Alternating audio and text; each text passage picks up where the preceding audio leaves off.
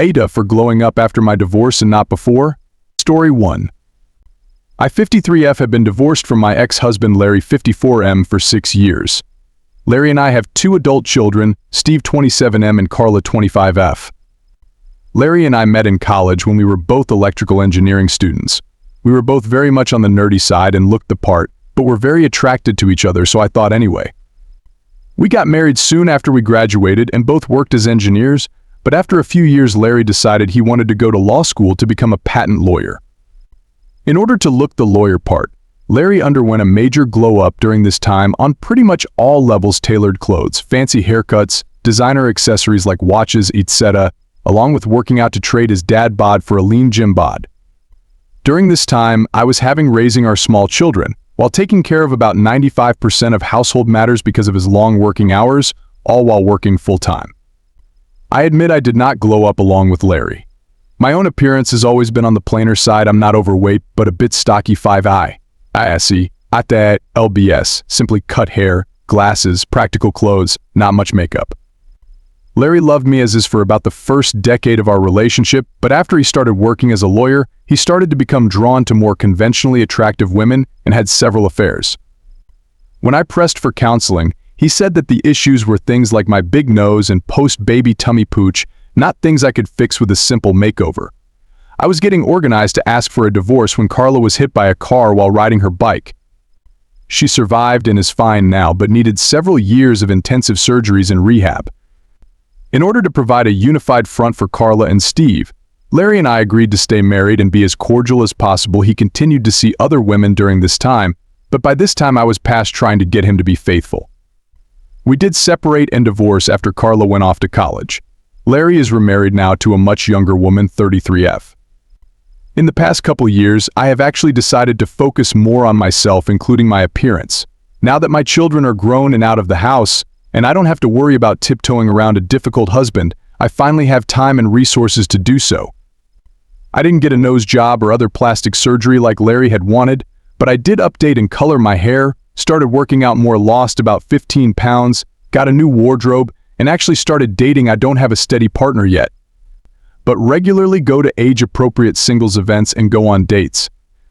Unfortunately, my children detest the new me in particular. They blame me for the divorce and are angry that I didn't glow up to accommodate Larry, saying I was too selfish and lazy to do so when it mattered. My son Steve is getting married soon and says he is too angry to invite me to the wedding. Carla has gone low contact with me. I had great relationships with both of them until I started my own glow-up process a couple years ago, which was a few years after Larry and I finalized our divorce.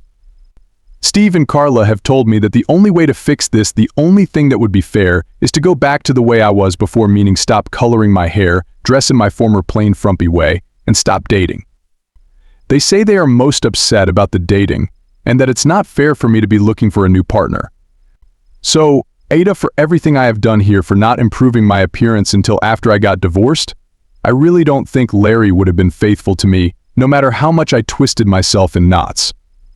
I felt I did the best I could given the energy and resources I had, and while it may seem selfish, I do believe I deserve to have my own life now. But I am open to other opinions if I have done something wrong here. First comment. NTA at all. WTF did I just read? Your kids sound like spoiled, entitled, selfish people. So they blame you for the divorce even though their dad cheated. Focus on yourself and your own life and go completely NC with your children. You can love them from a distance.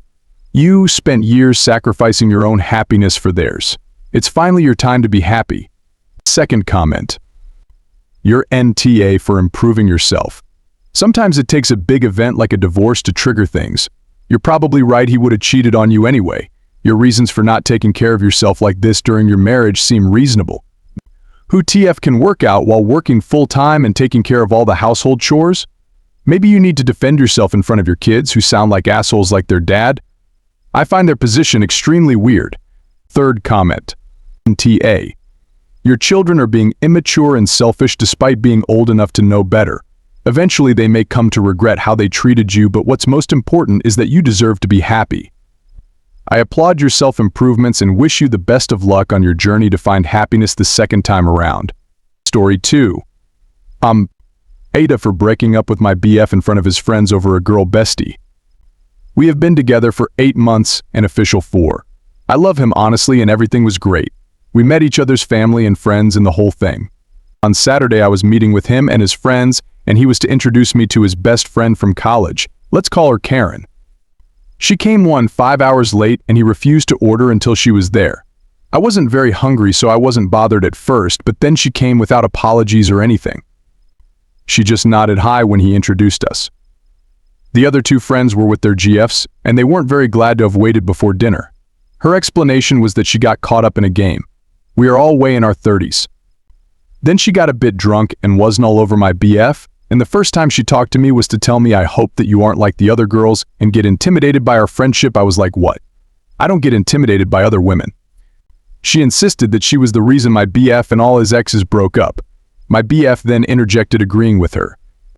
I asked how so and he said, jealousy and some have given me an ultimatum and I would never choose an insecure girl that I have known for 8 months over a friend who I've known for years. She was giggling the whole time. I was a bit yuck, and I said women don't usually have problems with other women. You speak about this happening with multiple women? What are the odds that they were all wrong when there's a common denominator? She started laughing and saying that I was just like them and my BF, like I've seen him for the first time in his pathetic form. Said, well, yeah, this goes for us too. If you make that ultimatum, then it's over for us too. I just said that he needn't worry because I am better than playing pick-me in my 30s, so I am bowing out. I left the restaurant and transferred my part of the bill to him. Now he said that I was the for breaking up without a discussion, and to do it in front of his friends like that was embarrassing. His friends thought I did great, and they didn't think I was the at all, and they were laughing and making burn sounds when I left, so he found it embarrassing. I know for a fact that I am going to continue being friends with the GFs of them because I have known them for 8 months now and we like each other. The other thing is that I was the for giving up on us so easily, but I disagree. I usually don't give up on people I respect. His and her clownery just made me think it wasn't worth one more second. But he said that it was wrong because he loves me and I him. First comment. Right, I'm so proud of I would have done the absolute same thing when I was dating. I had certain family members, the ones that had the worst relationships, tell me I was cold and unwilling to give chances. No, I just wasn't going to put up with BS, and when I started to see signs of BS, I was done. Op's situation was BS. Bye. Second comment. Want to also add that it sounds like he's more upset about being dumped in front of his friends rather than actually losing you. So good riddance and kudos for sticking to your boundaries, Op. Better than ending up another case of my boyfriend was actually F-king his girl best friend behind my back, even when he kept telling me how insecure I was about their friendship. Third comment, NTA. You dodged a bullet with this one. His best friend was clearly inappropriate and disrespectful, and his agreement with her behavior shows he doesn't respect your feelings or value your relationship. You did the right thing by walking away. Story 3. AITAH for telling my parents I won't pay for my sister's wedding. Advice needed. Hi all, I need some advice because I'm feeling super guilty right now. So I'm Amanda, 26F, and I have a younger sister, Emma, 22F. Our family hasn't always been well off, but I've been working really hard for the past few years to build my career. I've saved up a good amount of money, and I'm pretty proud of that. My parents, however, haven't been so lucky financially. They've struggled for a long time, and I've always tried to help out where I can. I've paid for bills, groceries, even covered some of my sister's college tuition. I didn't mind because family comes first, right? Well, recently Emma got engaged, and my parents came to me asking if I could help pay for her wedding. When I asked how much they needed, they mentioned a pretty hefty sum, like more than what I've saved. I was shocked, and I told them straight up that I couldn't afford it, especially after all I've already contributed. My parents got really upset with me, saying that I'm the only one in the family with decent money and that it's my duty to help out. Emma even said I was being selfish for not wanting to help her with her big day. It hurt because I've always tried to be there for them, and now they're making me feel like the bad guy. I told them that I'd be happy to help out with smaller expenses, but I can't drain my savings for a wedding. Now they're barely speaking to me, and I'm starting to wonder if I'm in the wrong. But on the other hand, I feel like they're being unreasonable, expecting me to just fork over everything I've worked so hard for. So, AITAH for refusing to pay for my sister's wedding? I feel like they're putting way too much pressure on me, and it's not fair. But maybe I'm missing something here. First comment, NTA. I'd tell them apparently me helping you guys out financially has both given you a wrong impression of how much money I have and made you feel entitled to being given money on demand. I do not have the amount you want, don't owe any of you anything, and won't be gifting you money anymore. Clearly you don't appreciate it or the hard work I've put in to earn it. You're now on your own, permanently. If that causes you to cut me out of your lives, then it's clear you never actually wanted a relationship with me, just the handouts. Second comment, NTA. Emma is 22. There is no rush to get married. If she wants a big fancy wedding, she can work hard for a few years and save up for it. Emma is an adult now. She should not be expecting her parents or her sister to support her financially anymore. Third comment, NTA in any way. Smaller wedding, in a restaurant, no band, minimal flowers and small bridal party. Simple dress, etc.